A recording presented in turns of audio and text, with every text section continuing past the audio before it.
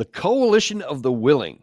We've been talking about this for a long time, and there was another meeting today in Europe to where this coalition got together, and they're talking about what they're going to do with money. They're talking about what they're going to do with troops in Ukraine once there's a ceasefire or an end of war negotiation. They're also having a meeting actually the day before in Ramstein, Germany, where they're getting together. The chiefs of the defense ministries of the various countries are getting together to say, hey, what are we going to give the next time? And all the stuff that's been going on really since the beginning of the war that started under Secretary of Defense Lloyd Austin is now continuing with Secretary of Defense Pete Hegseth, now only appearing by teleconference. He didn't think it was important enough to come, which also sent its own signals. But we're trying to figure out what does all this mean, because obviously the European Union and the NATO countries are all putting a lot of personal and political capital into something, but where is it going to go? And so if we're talking about especially something in Europe, we go to our go-to guy today, Ian Puttock. Normally we call him the smartest man in London, but of course I keep getting that pushback, so we're not going to say that. Thank you. We're going to say the smartest man in Greece because he's not in London today. I never saw that one coming. I'm not that bright. No. I'm happy to hear that. So yeah, but listen, welcome to the show. Even from Greece, you're really going over and beyond, above and beyond for us, and we really appreciate that. No, obviously, I'm really delighted that you would ask me to come on, and thank you for inviting me, which is what I always say. It's really, it's a privilege and a pleasure. I really enjoy it. It's always good fun, and it's interesting. It's always really, really interesting. Yeah, it is. That's why we like to have you on so often. I know that your time is limited today, so we're going to get jumping in here. And by the way, whenever you have to leave, just just make your adieus, and we'll charge on as we can, best without you. But let's take a look at this first of all, because let's take a look at the U.S. portion of this. Now they were in the Ramstein meeting. But the U.S. was not in this coalition of the willing. This is a completely European situation. And I want to take a look, first of all, at the U.S. diplomatic moves and what they're saying. So there was yesterday a meeting at the State Department, and the spokeswoman, Tammy Bruce, was asked kind of where is the U.S. diplomatically in this? I think everyone understands the perspective is that President Trump is involved in this. We've got the best diplomats in the world, with certainly being led by Secretary Rubio. All of our leadership, particularly President Trump and Secretary Rubio in public, have made it clear what's at stake when it comes to the nature of this situation ending. It is a dynamic that will not be solved militarily. It is a meat grinder. There is nothing else can be discussed for the outcome until the shooting and the killing stops.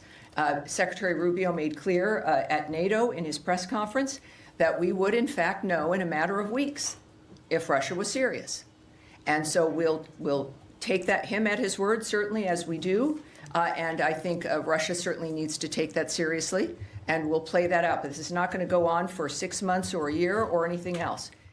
Okay, there's at least three things that I found very noteworthy in that, and we're going to see how that lines up with what the Europeans are doing right now. But then it's also kind of curious because it's a little bit incongruent even within the context of what our objectives are. First of all, she said, and something that not a lot of people noticed because it was kind of a phrase at the end of a long sentence, where she says, we realize this can't be won militarily. So it's unclear whether she means nobody can win it militarily, or if she specifically meant the Ukraine side can't win it militarily. But I think it's pretty clearly the answer to both of those questions, at least from the American perspective. But in terms of that piece of it, when the Europeans are talking, do they recognize that this cannot be won militarily? No, I mean, they're not stupid. These are not stupid people. They say stupid things. They do stupid things. So therefore, it's a very reasonable assumption to say they are stupid. But they know the facts. I mean, von der Leyen said a few years ago, it must have been 18 months ago, she made a statement about the casualties in Ukraine, and they put it on social media. And then they quickly scrubbed it, and then she redid it and recalculated and gave a different figure for the casualties, because she gave a real figure which was much higher, realised that she'd made a gaffe, said the wrong thing, told the truth. We can't have that. You can't have that in democracy. And then therefore went back, redid it and told a lie and reduced the casualties to make it look better, because that's how democracy works. I mean, it's just absolutely insane. So you asked the question, um, can they win? Of course not. Of course not. You know, I've got guys. I've said this many times on your shows. Guys, special forces in the MOD that have been in Ukraine back in 22 said the Ukrainians are being massacred. I said, what about what it says on the BBC? And what about what it says on Sky or Fox? All lies, mate. All lies. And you know, as time goes on, you know, we borrow money. The Ukrainians give their blood, and I don't think they give it willingly anymore, because we've all seen the videos of all these hundreds or even maybe thousands of kids, young men being pulled off the streets. Yeah. You know, guys going to the shop to buy a loaf of bread or some milk, and then suddenly never coming home because they've been bundled into a bus with brute force and taken away. I mean, it's outrageous, and we're supporting this. So no, of course, it can't be won militarily. I mean, unless you start going to nuclear, well, then nobody wins anyway, because everybody dies. There's no winning for that. Everybody dies. So we take that off the table. But the mantra though is so to keep the public on board. I mean, we've had it this week. I've tweeted. I keep calling it Twitter. I know it's X, but I like calling it Twitter. Saying I posted doesn't sound the same as saying I tweeted. If that makes it doesn't sense. have the same ring to it. I agree. No, it doesn't. It doesn't. But yeah, we've had headlines in the UK where the Ukrainians are just getting massive gains militarily with doing really stupid things, just taking down military aircraft with shotguns and stuff like this. I mean, it's just insane. It's just nonsense. And then obviously Russia's about to collapse. Its economy's on the brink. Putin knows it, by the way. Putin knows it. And it's all said as a matter of fact. There's no dissent. There's no room in the narrative for any discussion, debate, questioning. It's all presented as facts, and it's universal. So it's universal. So the public are conditioned, but the public are war weary as well. No, a war has to stop. And the irony is, all these idiots are in Brussels discussing how we can take on Russia, keep the fight going, keep the war going. And Trump, for all his sins, and obviously people say terrible things about Trump, sometimes justified, obviously, they're trying to get peace.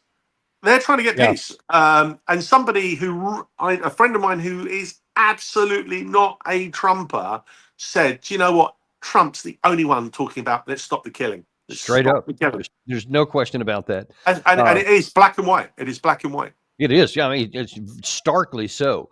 I mean, obviously his predecessor didn't, and had the Kamala Harris won, we definitely wouldn't be. But fortunately, we don't have to figure that out.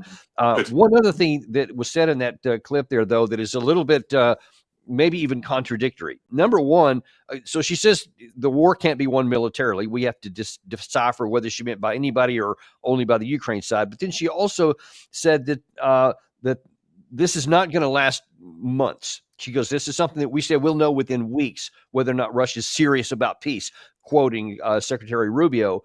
But then she also said that our current diplomatic efforts, and by the way, Steve Witkoff is apparently meeting with Vladimir Putin as we speak. He was in Pittsburgh. They met first with the lower level guy, and then according to information I had just before we came on the air, he got in a car and went somewhere that they presume is going to be with Putin. But she said that these discussions are not talking about the end of war negotiations, but just about a ceasefire, because we can't get any of that stuff done until there's a ceasefire. But I don't think that the Russians are on that same page. No, of course not. They're winning. The winner takes the spoil. The winner dictates the terms. When has a loser ever been able to say to the winner, hang on, this is how it's going to be. This is what you're going to do. This is how it's going to work. It just doesn't work like that on planet Earth.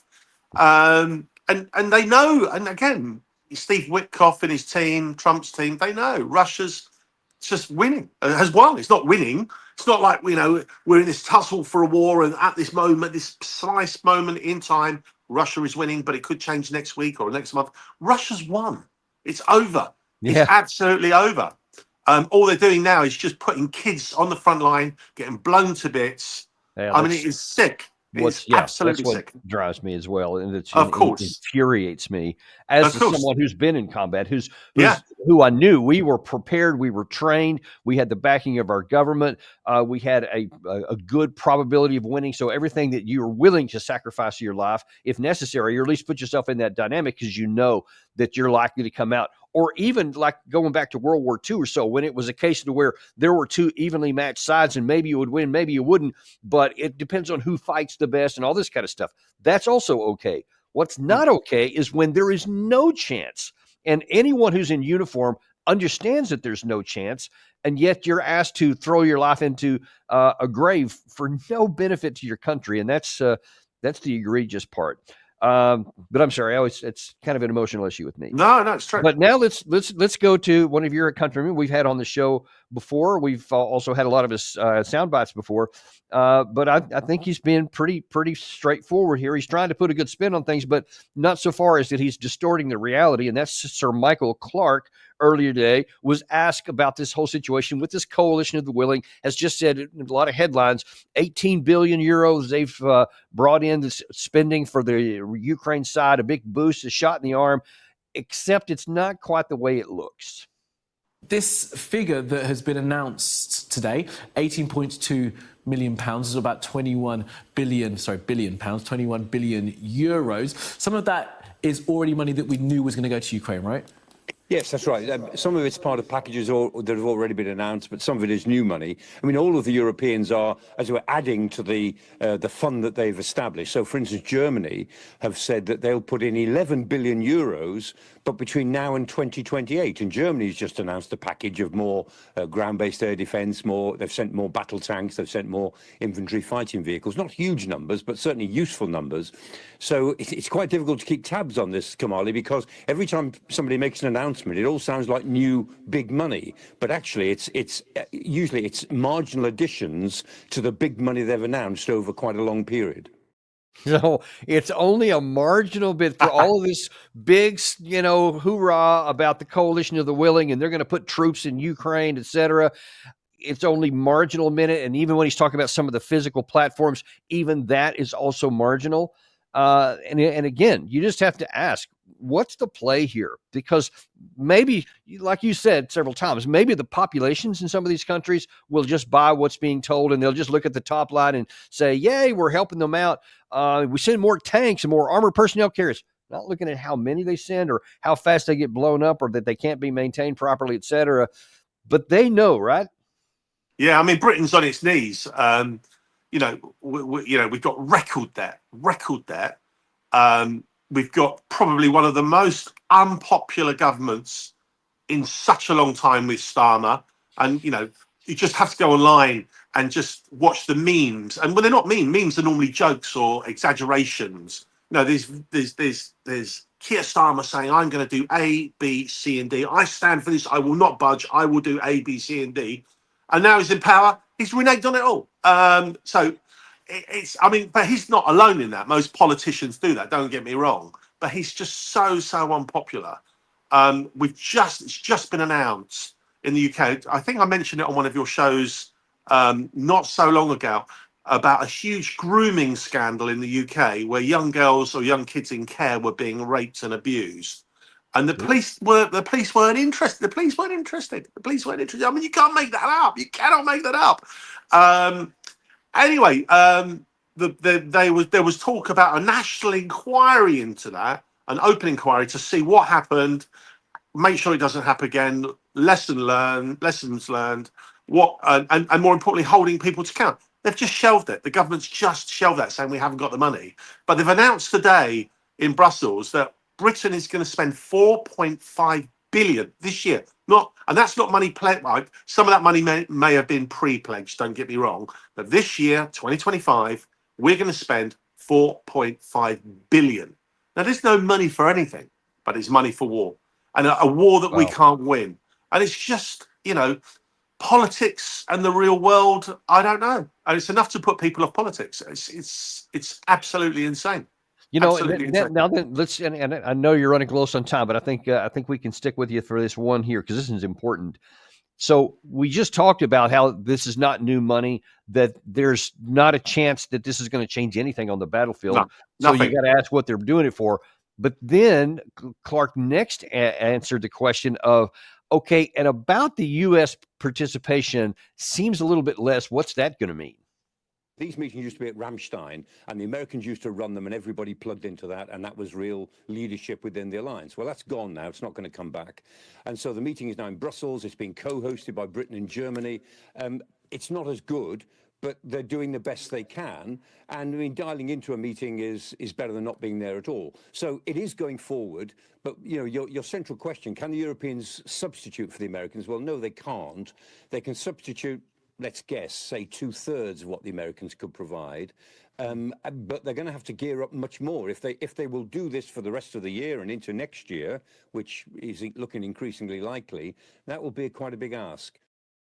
Quite a big ask. So to summarize here, with 3 years of war from the Biden administration and all their leadership at Ramstein, where the Secretary of Defense was at every single meeting, you had the Secretary of State, I mean, almost living in Europe about working together with all this, that we had by ourselves 10,000 military vehicles of various kinds, tanks, armored personnel carriers, armored artillery pieces, infantry fighting vehicles, etc., trucks, support trucks, all that stuff. 10,000 of them we provided all by ourselves. And plus whatever Europe added on to that.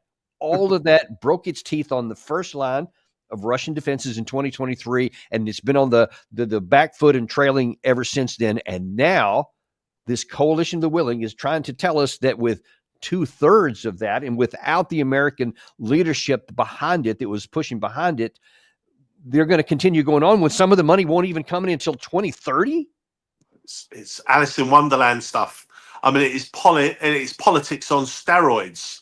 I mean, it's just they just grasp it. They've created this narrative. They're in a hole. They're in a corner and a hole. Trump's walked away and said, "I want peace. You crack on. You do whatever you want." And you know, we're not lapdogs. We're not going to follow the Americans. We're going to stand and fight for our freedom. And it all sounds great, but it's meaningless and it's nonsense. And Russia's not going to attack anyone. It's just a narrative that they're trapped in, and they can't do anything about. But I mentioned to you just before we came on air at that today at this meeting in Brussels, where they're coming out with all these platitudes about we're going to do this, we're going to stand tall, we're going to stand strong, we're bringing 18.5 billion in overall. As you say, they don't tell you it's over like 3 or 4 years. I mean, it's just it's just utter nonsense. Forgive me for just saying that all the time.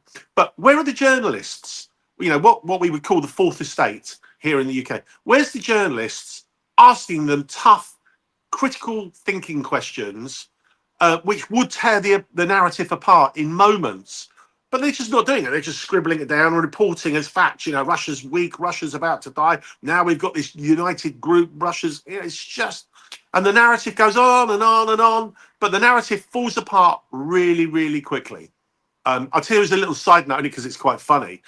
So back in 2022, as you know, I supply the Ministry of Defence. So some of the guys were out in Poland shipping munitions and sneaking them into Ukraine.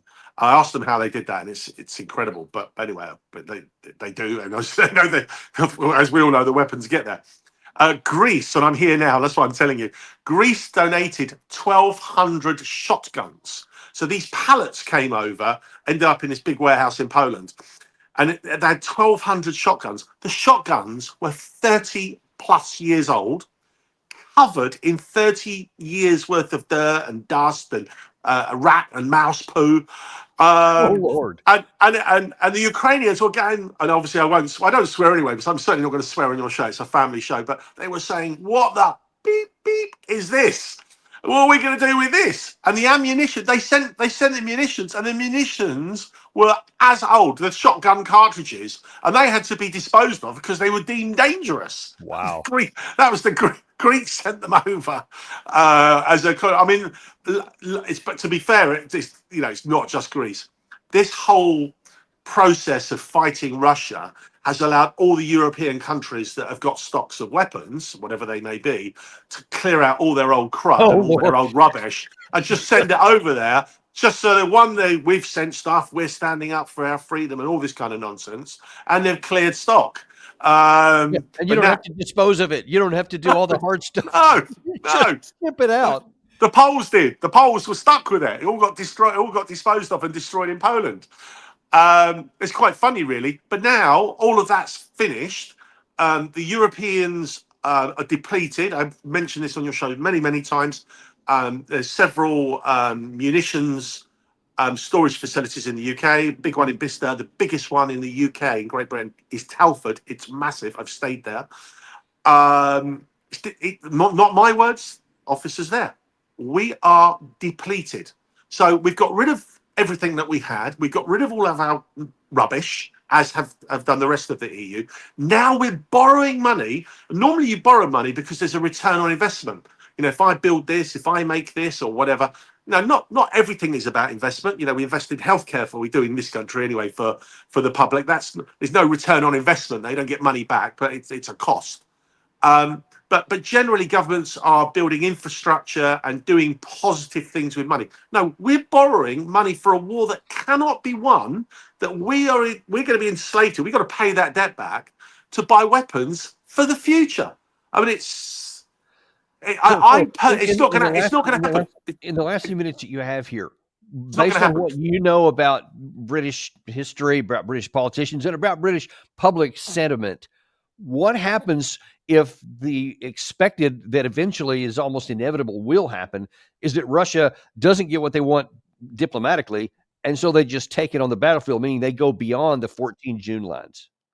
Okay, well, I guess we lost him right at the beginning of that anyway. But that is one of the questions that we need to ask: is what happens when this fiction goes away, when all of these Keir Starmer statements go away, when these comments by people on television, or Manuel Macron, von der Leyen, for Kaja Kallas, etc. All of these people that keep going on, Mark Rutte for the NATO, continually talks in these optimistic, positive terms. What are they going to do when all of a sudden the fiction is evaporated or burned away because they just advance forward? And then people are going to start looking around. The populations in all of these Western European countries are going to start looking around and going, hang on, you kept telling us for all these years that this was going to work, that they were, starting to push up. They were starting to go forward, and the Russians were running out. American generals have been saying that of late. They're on their last legs. I don't think they can sustain this for the long term. And then all of a sudden they sustain it. Remember, in the first part of this war, how many times did you see a headline that said Russian? I'm talking in the first 4 or 5 months. Russia's running out of ammunition. They're running out of missiles. Soon they're going to have exhausted their situation. Oh, they're pulling those old tanks out of storage. They're about to run out of tanks. They're about to run out of artillery. They never ran out of anything. In fact, they've increased all these categories. You had, I think, General Cavoli, prior to this current round of testimony here, or maybe it was even part of it, he admitted that, well, actually, their industrial capacity is going pretty good. They're going to create about 1,500 new pieces of armor this year, and I forget the number, but a large number of Zircon missiles, several of these hypersonics, etc. They're making all the stuff they have in fairly large numbers on top of whatever they may have in storage.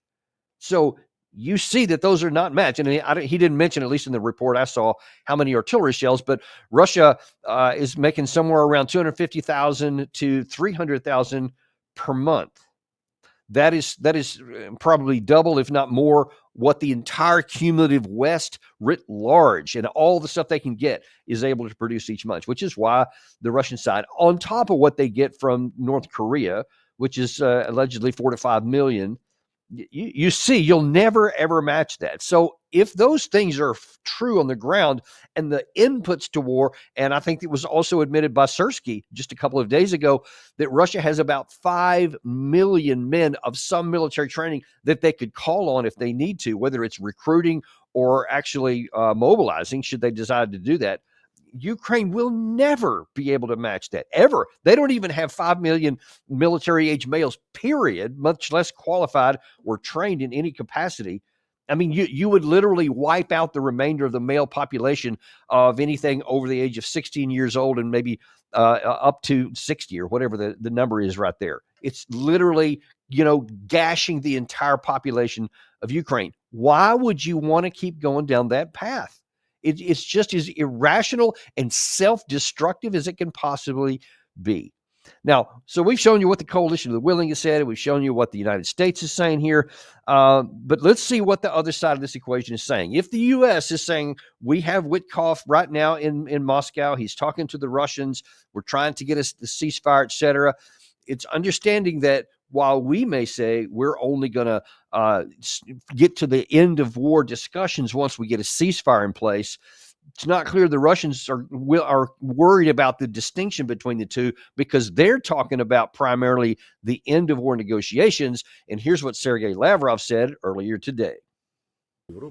We observe that, unlike Europe, including Britain, which completely ignores the root causes of the current situation, there is a willingness in the United States to delve into the essence of the problem. President Trump has repeatedly stated publicly that dragging Ukraine into NATO was a mistake that played a decisive role in the current events, despite years of warnings from Moscow. The Americans also understand that a return to the 1991 borders, as Zelensky still demands, is impossible. If for no other reason than because people live in these territories whom Zelensky considers creatures. He has said this multiple times, even before the start of the special military operation. He advised people who feel they are part of Russian culture to get lost to Russia.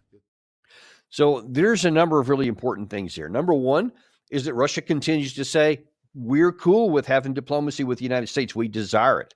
In fact, according to multiple reports from both Moscow and Washington, is reports that they're talking about right now much more than just getting this war over, more than just even the ceasefire, et cetera. They're looking beyond the war already, and they're looking into bilateral relations, nuclear disarmament talks, national security issues, economic issues of mutual benefit to both countries, et cetera.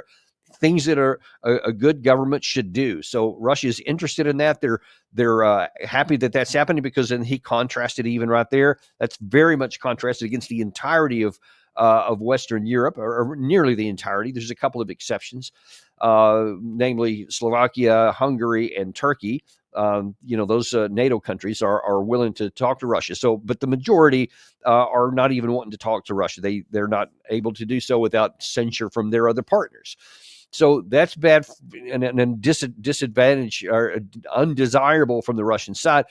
But it's just something that they're like, don't like it, but whatever. We have the power to continue moving forward. And that's what they're doing in the process of still talking to the United States.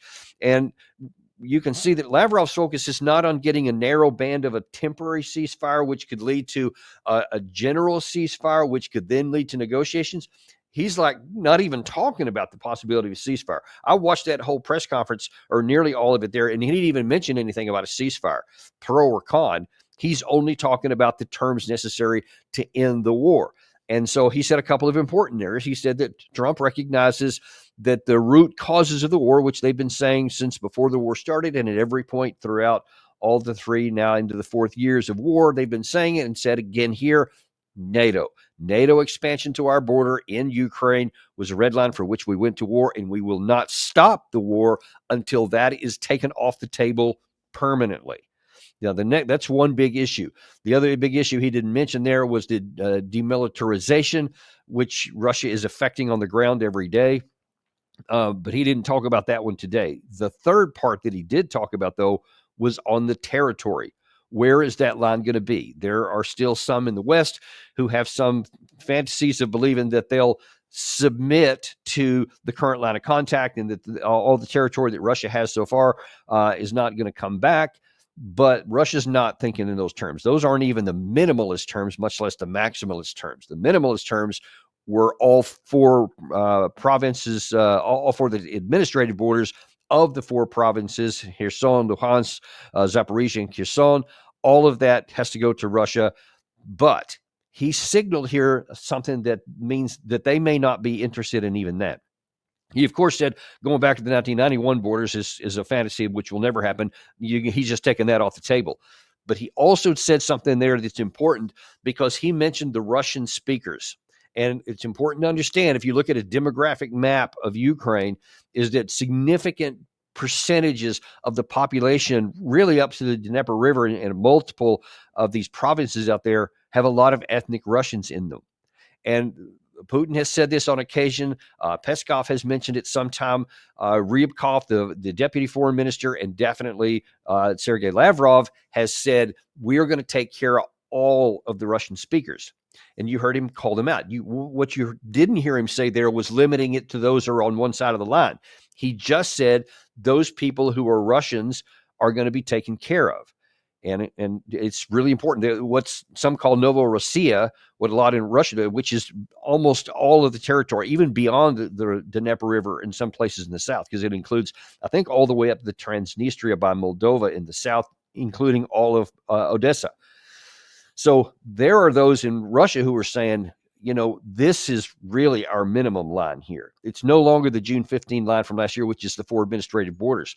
And one wonders, we'll only find this out in the future, whether or not Russia is actually saying behind the scenes, that's actually our line. The Dnieper River up to Kiev and all up to Moldova in the south and all of that territory. And if we don't get that, then we'll simply keep fighting. That's what I wonder is going on, because we certainly have a lot of external signs that is exactly what people in Russia are saying. Now, we said at the outset of this show that the Ukraine side is running out of men. They don't have enough troops to replace the losses. They don't have enough men to even force mobilize to bring them back into the armed forces to try and stabilize any lines, much less ever hope to move anything back. But on the Russian side, I've told you many times that there are reported large concentrations of Russian forces in the south, especially south of the Eastern Front in the Zaporizhia area, up in the Sumy and Chernihiv regions up in the north. And now that we have some video from just this morning from a lot of going around in a lot of Russian Telegram channels, that there are movements of large numbers of Russian formations moving forward. Now, here's some of it. Here you can see a lot of the military supply trucks. Then you can see some armored vehicles, some I believe those are BMPs there behind the lines of trucks. Those trucks that you see right in front of you here are important because these are what's called HET, H-E-T-T, Heavy Expanded Tactical Trucks. I can't remember exactly what it stands for, but that's what they typically will move tanks with, because you don't want to drive your tank over large distances. You want to put them on these HETs. I used to do it when I was in Germany, when I was the second in command of an armored cavalry squadron where we had M1 tanks. Anytime we were going to go on maneuvers, we would load them up on these big trucks like that, and then it would drive to a certain point where they would be offloaded near the point of departure where you're going to conduct your operations. And so you see these are lots of supply trucks. This is, from what I've read also, is just one snapshot of many. Apparently 450 some odd vehicles have been seen moving in the Zaporizhia area, given evidence that they may actually be ready to start moving with this new offensive. And if you add the troops that go along with 450 combat vehicles in this one area here, that can put some significant pressure on what's already a weakened line. Don't have enough information yet to know, what the significance of that is when they're going. We had General Sirski actually said yesterday, or it was reported today, but I think he actually said it yesterday, that he said he thinks this Russian offensive that we keep talking about has already begun and the pressure has addition. This video here could be validation of what he said. And what that tells you is, it almost doesn't matter what that does tell you is it doesn't matter what all of these European leaders are saying, what they want, the outcomes they're seeking. It greatly weakens the ability of Steve Witkoff or Secretary Rubio if it gets to that point, or even President Trump if it gets up to that Trump to Putin's level. You just don't have a lot of leverage because the Russians apparently have the capacity and the will to just continue driving forward. Those combat vehicles and those troops moving forward don't look like that they're just trying to get a good negotiating position. I guess it could be construed that way as long as the negotiating position surrenders a whole lot of territory. And so far, Zelensky has been unwilling to do anything. I mean, he was made a video yesterday where he's talking about he wants 10 more Patriot systems. He wanted everything that he could get from the Ramstein meeting. He was talking about all these needs that they have, and then specifically 10 Patriot systems. I have not seen a report of one Patriot system being contributed. Lots of big statements. As you saw Michael Clark say, just a little bit of information, a little bit of new offering has gone forward. Anyone can see that you cannot continue to maintain combat operations with this trickle of stuff coming in. And of course, the U.S. isn't even talking. They're not even conceptually thinking we're going to give you anything new. Whatever's running out of the last of that Biden stuff that they put in the pipeline before they left, that's it. There's nothing else in the pipeline. No one's talking about refilling the pipeline. It's over. And I want to end with this video here from a show that was released by Tucker Carlson yesterday, where he just point blank lays it on the line. One fact I don't think has penetrated the brains of policymakers in Washington is that we just lost a war with Russia. The U.S. was running that war, the U.S. military, the Pentagon, State Department, CIA, running the war against Russia. It was never about Ukraine. No one in Washington cares about Ukraine or the hundreds of thousands of Ukrainian men destroyed. The fact it'll be populated by third worlders. I mean, Ukraine, we just eliminated Ukraine. Nobody cares. This was a war against Russia. They hate Russia for a lot of reasons, mostly spiritual. But we lost. And my concern is because nobody will say that out loud, that we're overstating our power. And in the same way that you sometimes see like divorced 60-year-old guys hitting on young women and don't realize that the young women think this is like absurd. You're like an old man. Why, you really think I'm going to sleep with you? But the 60-year-old guy hasn't readjusted to the reality of his present condition. He still thinks he's 25. Do you see what I'm saying? And he humiliates himself. That can happen at the level of nations where, you think you can affect outcomes that you actually don't have the power to bring about. And so that's called hubris, and that's how empires get destroyed and populations vaporized. And I'm really afraid of that. And we should be afraid of that. That's a bit of a crude example, but really effective at conveying the situation here. Although I'm 62, so I'm not quite as over the hill as what he's saying. He might have gone a little bit older, but even I remember when I was younger, I used to play basketball for the U.S. Army in Europe, and played for a couple of other club teams. And I used to be pretty good for a 6-foot white dude, and I could dunk. I mean, I could get up there. Well, now then, about a year ago, I went out with my young sons and I said, "Hey, let's play a little one-on-one with my eldest." And my mind is still 25, but my body reacts like a 60-year-old guy, like Tucker Carlson's talking about there. And of course, I can't beat that young 22-year-old son of mine, who's very fit, athletic. And that's kind of where we're at here. It's like these guys are still in this young body, in this mentality that they think they're still 25. They think it's still 1991. They think it's still in the time when the Soviet Union disintegrated and they can just tell everybody what they want to do. Now, it's one thing if you want to embarrass yourself on a basketball court with your son, it's good humor. It's quite another if you're talking about nations that are putting their young men at risk and their populations at risk of possibly getting into a war with Russia because you can't produce it.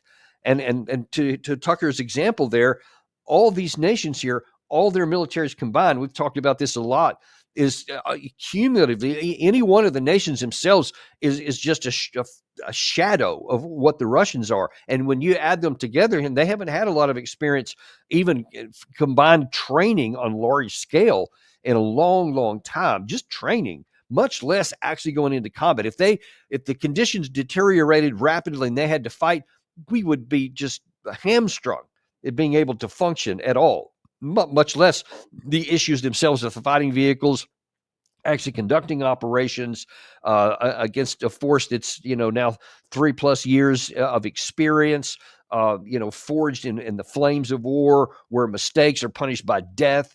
and you have to have all this wartime innovation that goes at the speed of light, while we're still down here with basically a wireless, a Morse code kind of deal. That's kind of the disparity between. Every way the disparities, they don't work for us. So what we should do, the only thing right now that makes sense, is to get this war over with as fast as possible by whatever means, however ugly it'll be for Kiev, and it will, so that we can get this over with and start to lower tensions everywhere else, instead of fictitiously ramping them up to where you're trying to have a 62-year-old guy go up against a 22-year-old, athlete. It's just not going to work. It's not going to work well for any of us. But that's where we are. And so let's hope that Steve Witkoff has some success. Let's hope that once he comes back and talks to Rubio and talks to President Trump, that they just say, all right, let's just get this off. This is the best that we're going to get. Let's just get this done and move on. That's what I hope happens.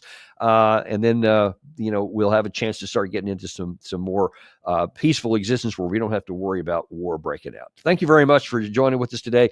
We're going to be back this afternoon, by the way, at 3 p.m., where China strikes back against the U.S. with tariffs. If you haven't seen, there's been some new reports even this morning where the Chinese have said, okay, how's about we go from 34% tariff to 84% tariff, and now this morning to 125% tariff. So the U.S. has an effective rate of, I think it's 145% on China. They're now 125% on us. Nobody's going to win from this, but I can guarantee you who's going to lose. It's going to be the consumers on our side. So we need to get this conflict off the table too. But we'll tell you all about what's going on with that at 3 p.m. this afternoon. Tune in then, and we'll see you on the Daniel Davis Deep Dive.